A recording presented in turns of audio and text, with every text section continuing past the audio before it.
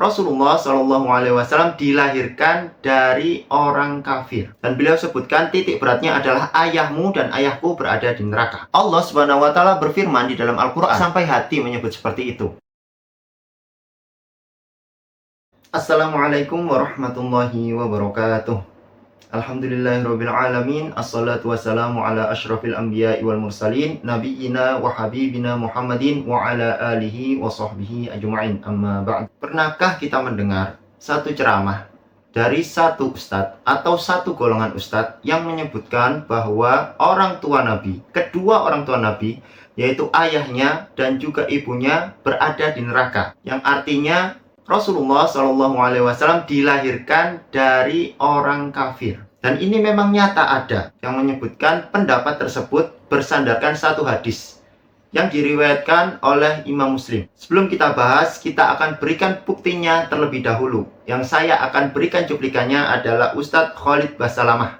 Beliau menyebutkan bahwa orang tua Nabi, ayahnya Nabi, itu berada di neraka. Langsung saja kita masuk ke videonya. Saya lihat di hadis Sahih Muslim, ayah Nabi SAW masuk neraka. Ayah Rasulullah SAW masuk neraka karena kafir, bukan Islam atau musyrik. Islam tapi juga menyembah berhala. Karena ayah Nabi Muhammad SAW Abdullah, yang berarti hamba Allah. Mohon penjelasan. Sudah sering saya jelaskan ini. Itu hadis Nabi. Kita nggak bisa lagi meragukan masalah itu. Hadis riwayat Imam Muslim. Nabi SAW mengatakan pada seorang sahabat, ayahku dan ayahmu di neraka. Apa itu penyampaiannya? Ya sudah, kita terima apa adanya kan? Kita tidak pernah bertemu dengan Nabi SAW, kita tidak pernah bertemu dengan ayahnya Abdullah, kita nggak tahu. Tapi Nabi SAW wajib kita imani kenabiannya. Dan beliau telah menyampaikan tentang ayahnya. Kalau kita sayang dengan ayah Nabi SAW, Nabi SAW lebih sayang kepada ayahnya daripada kita. Tapi Nabi yang sampaikan itu kan. Sesuai yang sudah saya sampaikan, beliau mengutip hadis riwayat Imam Muslim.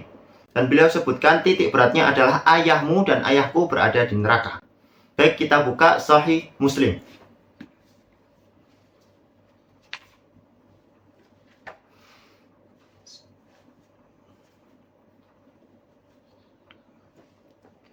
Di nomor hadis 203, ya. Haddatsana Abu Bakr bin Abi Syaibah, haddatsana Afwan, haddatsana Hammad bin Salamah an Sabitin an Anasin anna rajulan qala ya Rasulullah aina abi qala finnar falamma qaffa da'ahu faqala inna abi wa abaka finnar. Nah, inilah hadis yang dibawakan oleh Ustadz Khalid Basalamah dari sahabat Anas bin Malik. Sesungguhnya seorang laki-laki berkata kepada Rasulullah SAW, ya Rasulullah aina abi, wahai Rasulullah, dimanakah ayahku? Abi di sini pakai lafadz abi. Qala finnar, kemudian Rasulullah menjawab finnar, di neraka.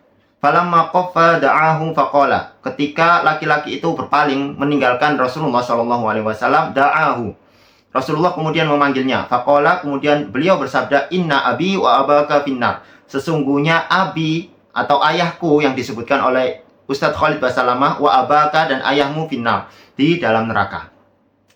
Tentu yang beliau sebutkan benar, bahwasanya kita tidak pernah bertemu Rasulullah SAW, dan kita juga tidak pernah bertemu Abdullah, ayah dari Rasulullah SAW.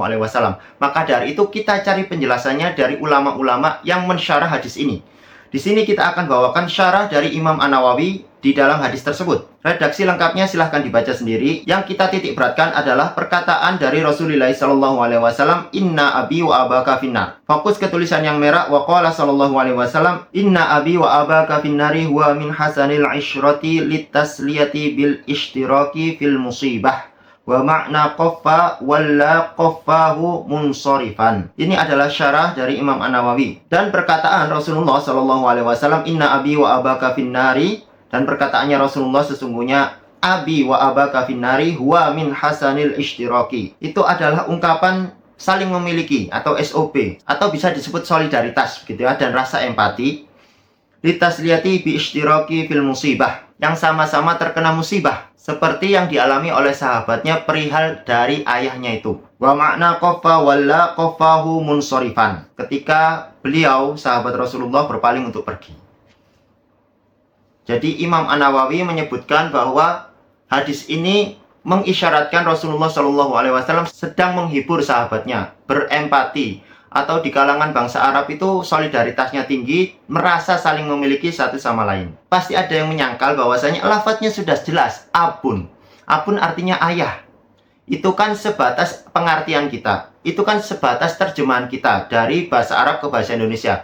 Kita langsung masuk ke perkataan orang Arab, apakah abun atau aba jamaknya hanya dikhususkan kepada ayahnya? Di dalam surat Al-Baqarah, ya, Allah Subhanahu wa taala berfirman, qalu na'budu ilahaka wa ilaha abaika Ibrahim wa Ismail wa Ishaqa ilahan wahidan wa nahnu lahu muslimun. Mereka berkata, kami beribadah kepada Tuhanmu dan Tuhan bapak-bapakmu. Kemudian disebutkan Ibrahim, Ismail, Ishaq ilahan wahidan, Tuhan yang satu. Wa nahnu lahu muslimun, dan kami adalah orang-orang yang muslim. Di sini kita akan buka tafsir At-Tabari dalam menafsiri atau menjelaskan ayat ini. Wa qara'a ba'dul mutaqaddimin wa ilaha abika Ibrahim dhannan minhu anna Ismail idh kana amman li Yaqub fala yajuzu an yakuna fi man turjima bihi 'anil aba wa dakhilan fi 'addadihim wa dhalika min qari'ihi kadzalika qillatu 'ilmi minhu bimajari kalamil arab wal arabu la tamtani'u min an taj'alal a'mama bima'nal aba wal akhwalu bima'nal ummahat. Nah, di sini Imam At-Tabari menyebutkan wa qara'a ba'dul mutaqaddimin, sebagian pembaca mutaqaddimin mengartikan wa ilaha abika Ibrahim, lafaz itu dhannan minhu anna Ismail, mengira Ismail adalah paman dari Nabi Yakub, dan memang Ismail adalah paman karena orang tua Nabi Yakub adalah Nabi Ishaq. Idh kana amman li Yaqub, nah, itu adalah paman dari Nabi Yakub. Fala yajuzu ayyakuna fi man turjima bihi 'anil aba, dan tidak boleh disebut termasuk dari para ayah atau pendahulu aba. Wa dakhilan fi 'addadihim, dan tidak boleh termasuk dari mereka, ya. Wa dzalika min qari'ihi kadzalika, dari pembacaannya saja seperti itu. Qillatu ilmi minhu bimajari kalamil arab, menunjukkan minimnya pengetahuan atau sedikitnya ilmu akan perkataan yang berlaku di bangsa Arab. Wal arabu la tamtani'u min an taj'alal a'ma'a bima'nal aba. Sementara bangsa Arab sendiri tidak melarang atau tidak menolak menjadikan paman itu dengan sebutan aba atau ayah. Wal akhwalu bima'nal ummahat, dan para bibi disebut dengan para ibu. Itu juga sudah masyhur di kalangan bangsa Arab. Itulah penjelasan ulama tentang lafaz aba, tentang lafaz abun. Ternyata bangsa Arab sendiri menyebut paman, walaupun ada lafaz sendiri amun yang berarti paman, tapi orang Arab juga menyebutnya abun. Dan ini sudah masyhur di kalangan bangsa Arab. Maka di sini yang disebutkan oleh Rasulullah SAW pamannya adalah Abu Thalib, yang memang beliau perjuangkan di akhir hayatnya, diminta atau dirayulah bahasanya oleh Rasulullah SAW untuk mengucapkan 2 kalimat syahadat agar beliau bisa membela Abu Thalib pamannya itu di hadapannya Allah SWT kelak di hari kiamat. Dan para ulama juga menyebutkan kedua orang tua Rasulullah SAW berada di zaman fatrah, di mana zaman fatrah itu ketika orang yang meninggal pada zaman fatrah tidak akan diazab oleh Allah Subhanahu wa taala. Allah Subhanahu wa taala berfirman di dalam Al-Qur'an, "Wa ma kunna mu'adzibina hatta nab'atsa rasulah." Kami tidak akan mengazab atau menyiksa sebelum kami mengutus seorang rasul.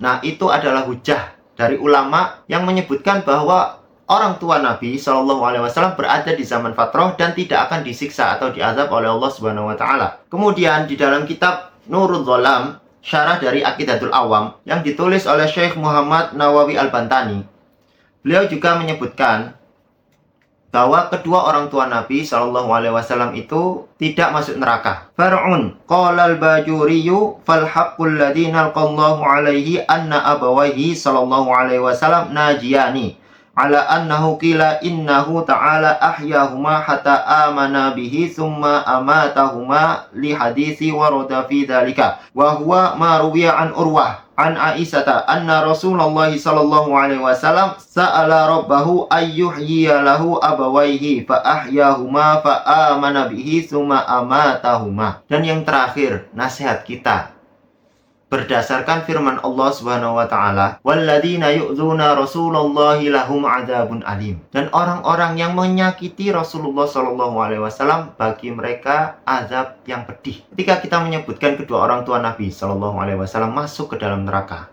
dengan berdasarkan hadis tanpa penjelasan para ulama, bisa jadi kita menyakiti hati Rasulullah sallallahu alaihi wasallam. Bagaimana pertanggungjawaban kita di hadapan Rasulullah kelak di hari kiamat. Ketika kita menyebutkan kedua orang tua Nabi Shallallahu Alaihi Wasallam masuk neraka, sedangkan kenyataannya Rasulullah Shallallahu Alaihi Wasallam hanya menghibur sahabatnya. Jikalau memang kedua orang tua Nabi tidak masuk neraka, kalaupun kedua orang tua Nabi Shallallahu Alaihi Wasallam masuk neraka, kenapa kita sampai segitunya menyebut neraka kepada kedua orang tua Nabi? Kok sampai hati menyebut seperti itu? Jadi teman-teman jangan kaget ya. Orang-orang atau golongan-golongan di luar Salafi Wahabi jangan pernah kaget kalau kita dikafirkan, disyirikan, dibid'ahkan oleh Salafi Wahabi. Karena orang tua Nabi saja, ya, orang tua manusia paling mulia itu dikafirkan oleh mereka. Apalagi cuma kita yang bukan termasuk sahabat, bukan termasuk tabi'in, tabi'ut tabi'in. Sangat mudah sekali dikafirkan.